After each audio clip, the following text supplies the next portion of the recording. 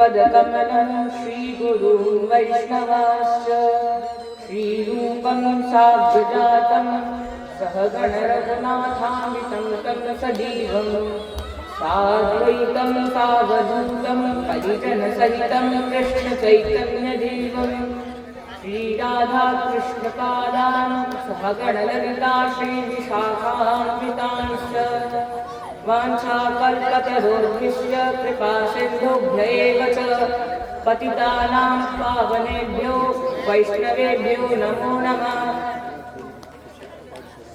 जन्माद्यस्य यतोऽन्वयादितरतश्चार्थेष्वभिज्ञस्वराट् तेने ब्रह्महृदाय आदिकवये मुह्यन्ति सूरय तेजो वारिमृदां यथा विनिमयो यत्र त्रिसर्गो मृषा भावना स्वेन सदा निरस्तकुहकम् सत्यं परं धीमहि धर्मः प्रोजितकैटवोऽत्र परमो निर्मत्सराणां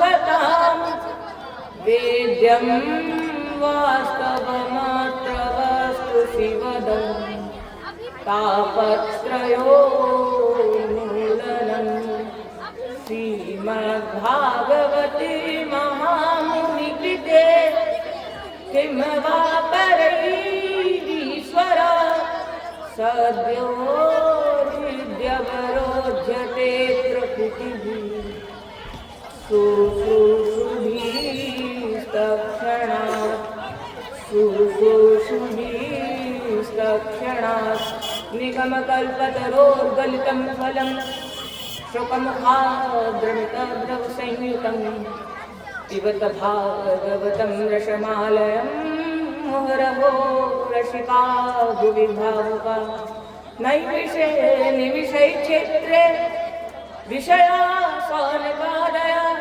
क्षेत्रं सर्गाय लोकाय सहस्रसममासत। ॐ नमो भगवते वासुदेवाय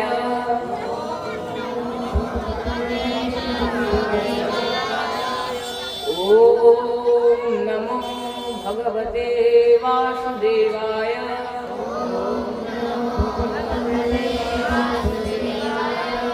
ॐ नमो भगवते वासुदेवाय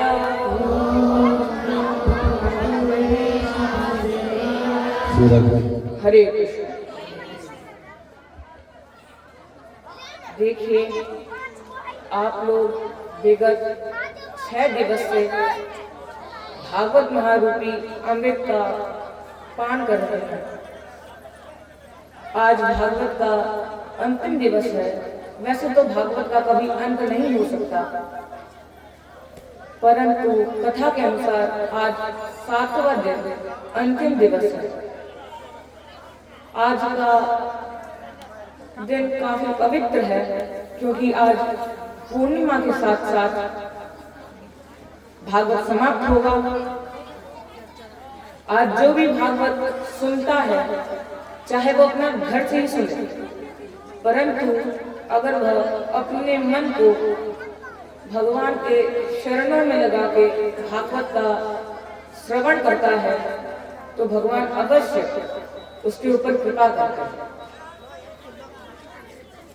तो देखिए आज मैं आपको बहुत सुंदर कथा सुनाना चाहता हूँ कि कैसे एक चक्रवर्ती राजा होने के बाद भी अपना पूरा शरीर भगवान के लिए अर्पित कर दिया।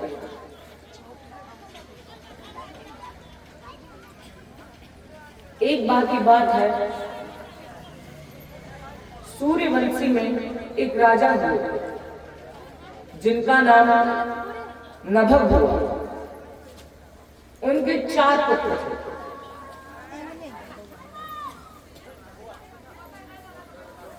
तो जो उनका सबसे छोटा पुत्र था वह गुरुकुल में शिक्षा ग्रहण करने के लिए गया था। जब वह गुरुकुल में था तो उनके पिता काफी बुजुर्ग हो गए थे, तो उनके जितने भी भाई थे, जो 3 भाई बचे हुए थे, उन्होंने सारा राजपाट संपत्ति अपने में बांट ली और छोटे भाई को पिता दे दिए। वह जब गुरुकुल से विद्या ग्रहण करके आए तो जब उन्होंने देखा कि उनके जो 3 भाई हैं उन्होंने उनके पिता का संपत्ति बांट लिया है, तो उन्होंने पूछा कि मुझे क्या मिला है, मैं किस चीज का अधिकारी हूं, हकदार हूं। वह कहने लगे कि हम लोगों ने तुम्हें पिता दिया है, पिताजी को हमने तुम्हें सौंप दिया है। कोई भी पुत्र पिता को नहीं चाहता था। उन्होंने सोचा कोई बात नहीं। बलि महाराज ने कहा था, भगवान से कल कहा था कि धन से ज्यादा इज्जत और संपदा धनवान के पास होती है। वह अपने पिता के पास गए और जाके सारी कथा बताने लगे, सारी बात बताने लगे कि कैसे उनके और 3 बेटों ने सारा संपत्ति बांट लिया और उनके भाग में उनके पिता को दे दिया। पिता ने कहा, मैं बुजुर्ग तुम्हारी क्या सहायता करूंगा, तुम उनके पास जाओ और उनसे धन मांगो, मैं तुम्हें निर्धन नहीं देख सकता।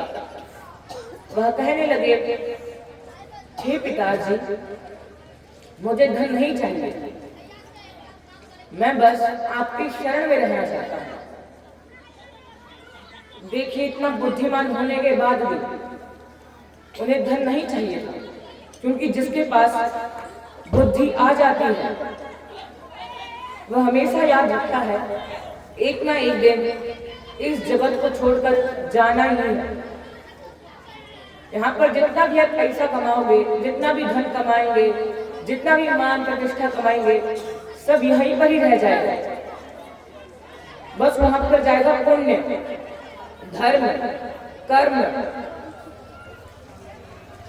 तो अपने पिता की सेवा करने के लिए उन्होंने अपने पिता की बात नहीं मानी। उनके पिता ने कहा कि वैसे भी मैं तुमको निर्धन नहीं देख पाऊंगा, तुम ऐसा करो, यहाँ से कुछ दूरी पर कुछ ऋषि यज्ञ कर रहे हैं, तुम उनके पास जाओ। वहां पर बहुत ज्यादा सोना होगा, चांदी होगा, हीरे मोती इत्यादि रत्न होंगे। वहां पर जाना अवश्य, वो तुम्हें कुछ ना कुछ देंगे।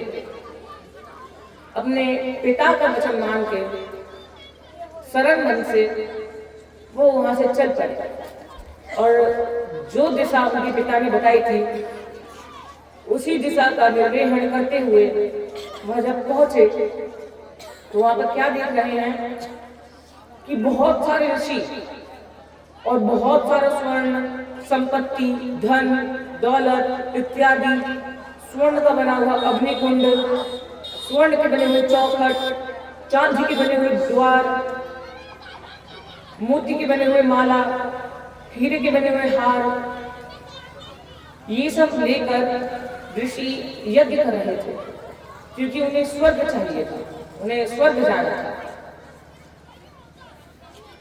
परंतु वह स्वर्ग नहीं जा पा रहे थे, उनका यज्ञ संपन्न नहीं हो पा रहा था।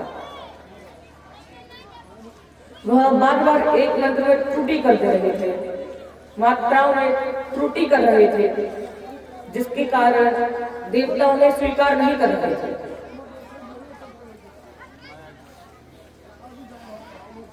अब नभाग जी विद्वान थे, उन्होंने गुरुकुल में इतनी ज्यादा विद्या ग्रहण की थी, तेज बुद्धि के थे। उन्होंने सोचा इनकी त्रुटि सही करनी चाहिए, इनकी सहायता करनी चाहिए। अब देखिए, दोनों पक्ष से हमें शिक्षा लेनी चाहिए। नवाब जी ने कैसे उनसे कहा और ऋषिवरों ने कैसे उनकी बात मानी।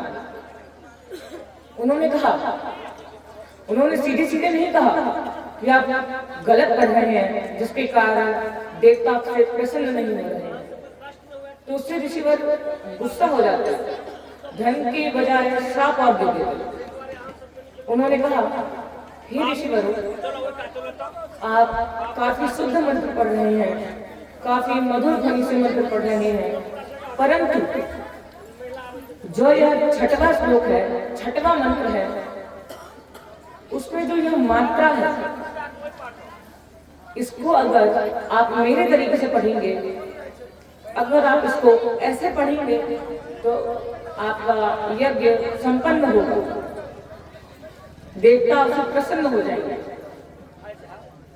अब देखिए, दूसरी शिक्षा लीजिए। ऋषियों ने वैसा ही किया, ये नहीं बोला कि हम तुमसे बड़े हैं, तुम तो बस 4-5 साल की विद्या लेके हमसे अपनी तुलना करने के लिए आ गए हो। ऋषिवर ने अपनी छोटी आयु से, जो उनसे छोटे आयु में था, उनको भी अपना गुरु बना लिया। और जिस प्रकार नवाब जी ने कहा था, उसी प्रकार उन्होंने मंत्र पढ़ा, तो जो उनका यज्ञ था, जो बार बार त्रुटि के कारण भंग हो जा रहा था, वह सफल हो गया। और उसी समय उनको स्वर्ग जाने के लिए रास्ता खुल गया और वाहन आने लगे। ऋषि ने कहा, हे पुत्र, हम इस धन का क्या करेंगे? हमें इस धन की आवश्यकता नहीं है, क्योंकि स्वर्ग में इससे भी ज्यादा धन है। तुम ऐसा करो कि तुम ये सारा धन लेके चले जाओ, क्योंकि हमें इसकी आवश्यकता नहीं है। यह कहकर ऋषिवर वहां से चले गए। और जो नवाब जी थे, वह सारा धन, सारे मणि सोना को एकत्रित करने लगे। और जैसे उसे उठा के ले जाने लगे, उसी समय उत्तर दिशा से, ध्यान दीजिएगा, उत्तर दिशा से बहुत बड़ा काला, बिल्कुल 8 फीट का एक इंसान आ गया सामने और कहने लगा, खबरदार, अगर तुम इस धन को लेके गए तो देखिए, यह धन मेरा है। यह कहते हुए उस काले इंसान ने संबोधन किया। और वही नवाब जी कहने लगे, परंतु यह धन तो मेरा है, मैं अपने पिता की आज्ञा से यहाँ पर आया था और ऋषिवरों ने मुझे अपना धन दिया है, ये तुम्हारा धन कैसे हुआ?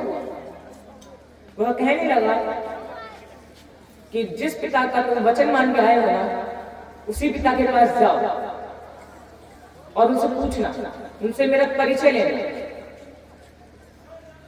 और जब तुम उनसे पूछ के आओ ना, तभी तुम मुझसे बात करना, और मैं यहाँ पर ही तुम्हारी प्रतीक्षा करूंगा। यह वचन दिया। उस समय के वचन की मान की जाती थी, परंतु आज अगर किसी ने आपको वचन दे दिया, तो ना ही आप उस वचन को याद रखेंगे, ना ही वो उस वचन को याद रखेंगे। वचन भूल गया। देखिए, अगर आप वचन का पालन भी नहीं करेंगे ना, तो आप तब भी नरक में जा सकते हैं। जब नवाब जी अपने पिता के पास पहुंचे और उनसे पूछने लगे, हे पिताजी, मैंने ऋषियों को स्वर्ग पहुंचा दिया और अचानक से उत्तर दिशा से एक बहुत बड़ा काला मनुष्य आया और मुझे डांटने लगा, मुझसे धन ले लिया और कहने लगा यह धन मेरा है। अब आप बताइए वो कौन है? मैं उनको धन दूं या फिर ना? उनके पिता कहने लगे कि देखो बेटा, वह जो थे ना, वह सत्य कह रहे थे। जो धन था ना वो उनका ही है, उनके पास जल्दी जाओ और उनसे क्षमा याचना मांगो और सारा धन उनको दे दो। यह बात सुनकर नभाग जी तुरंत वहां से चल पड़े और उनके पास जाकर पहुंच गए। अब जो वो थे उनके चरणों में उन्होंने साष्टांग प्रणाम किया, दंडवत प्रणाम किया।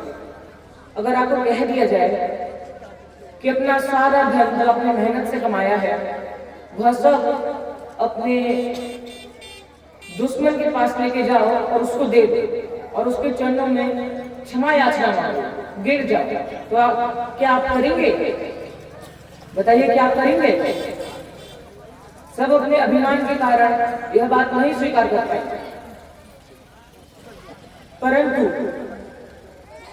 नभाग जी ने यह किया और जैसे ही उन्होंने उनको प्रणाम किया और अपना सर ऊपर किया, उसी समय जो 8 फुट का काला इंसान था वह रुद्र रूप धारण कर लिया। वह और कहीं नहीं, शिव जी थे जो उनकी परीक्षा लेने के लिए आए थे। वह कहने लगे, हे पुत्र, मैं तुम्हारे इस सुविचार से काफी प्रसन्न हुआ। और कोई इंसान होता, और कोई मनुष्य होता तो वह अर्धमार्ग से ही वापस आ जाता, परंतु तुम अपने पिता के पास गए और जैसा तुम्हारे पिता ने कहा था वैसा कार्य किया। मैं तुमसे बहुत प्रसन्न हूं। यह धन तो तुम्हारा है ही, साथ साथ मैं तुम्हें वरदान देता हूं। यह एक वैष्णव का वरदान है कि तुम्हें अवश्य भगवान के धाम की प्राप्ति होगी। यह कहकर शिव जी वहां से चले गए और नभाग जी अपना सारा धन लेकर घर पहुंच गए। घर पहुंचने के बाद उन्होंने अपने पिता को सारी कथा बताई। उनके पास इतना सारा धन था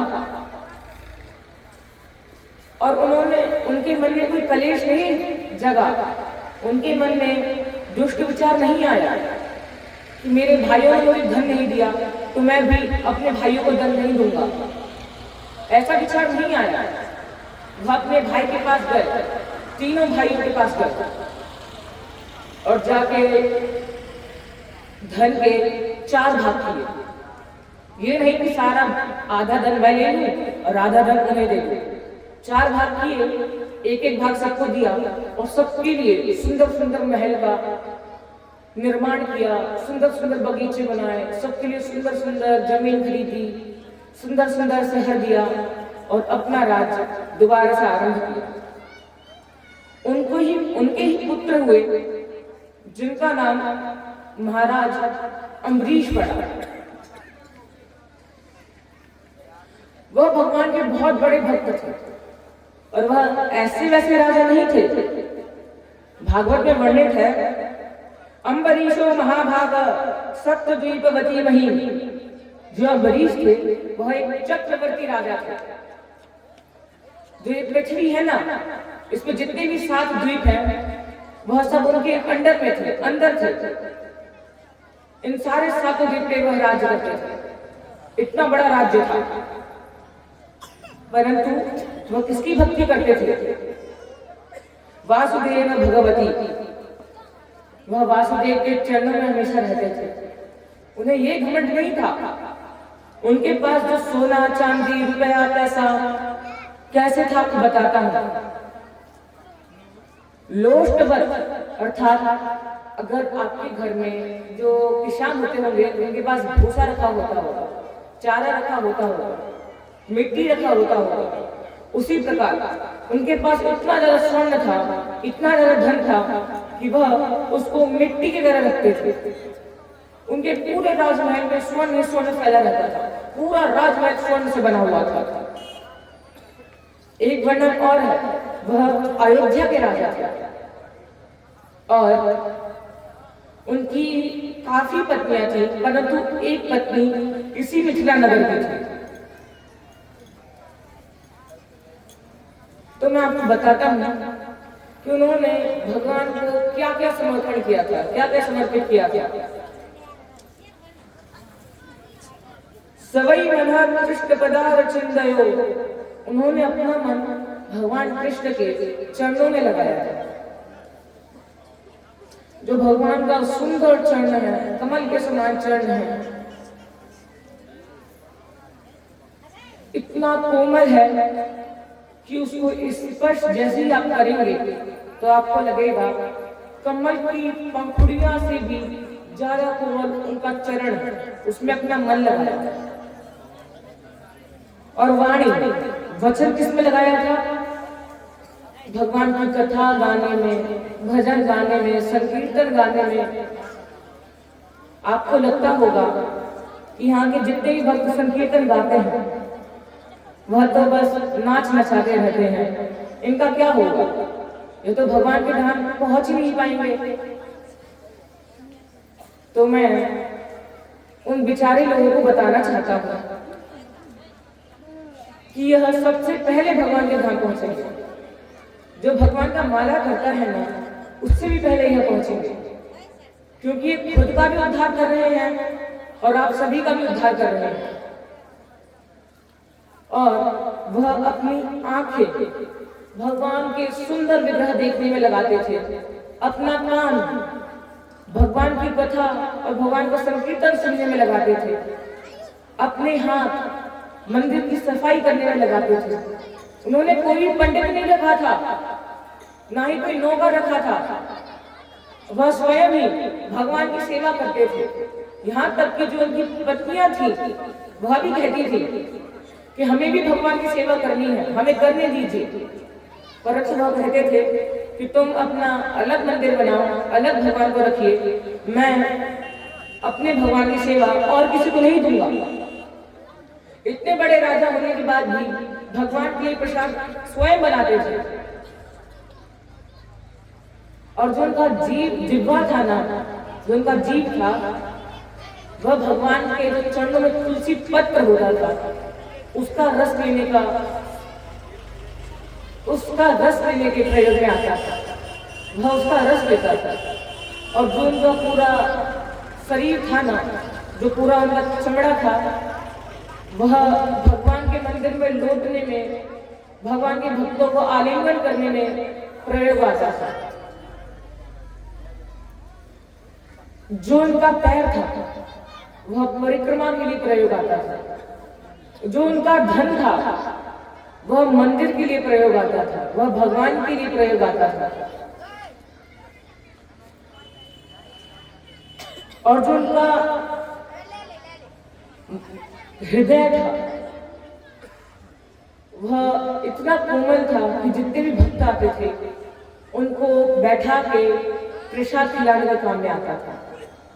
देखिए कैसे उन्होंने अपना सारा शरीर, चित्त, मन, बुद्धि, इंद्रियां सब कुछ भगवान के लिए दे दिए।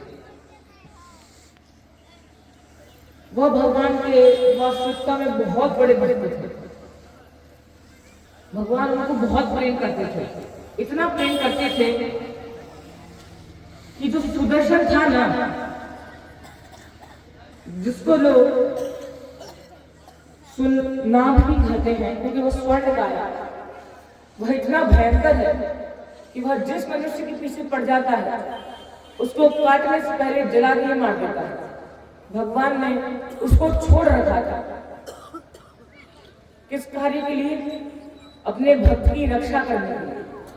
अगर कोई भी विपदा उनके ऊपर आती थी तो उससे पहले ही चक्र उसका समाधान कर देता था।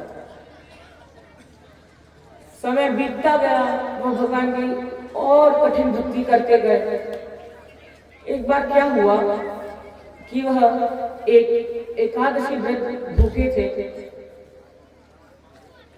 तो द्वादशी में उन्होंने दुर्वासा ऋषि को बुलाया, निमंत्रण दिया, और वह उस समय मथुरा में थे, वृंदावन में थे। दुर्वासा ऋषि को उन्होंने जब कहा था कि आइए मैं आपके साथ खाना खाऊंगा, प्रसाद खाऊंगा, तो यह सुनकर दुर्वासा ऋषि आराम से यमुना नदी में स्नान करने लगे। समय धीरे धीरे बीतने लगा, पालन का समय धीरे धीरे बीतने लगा। अब महाराज अम्बरीश को चिंता होने लगी कि अगर यह जल्दी नहीं आएंगे तो मेरा पालन कैसे होगा, मैं अपना पालन कैसे तोड़ूं, क्योंकि वह निर्जला व्रत रखे थे। तो वहां पर और भी संत थे, और भी मुनि थे।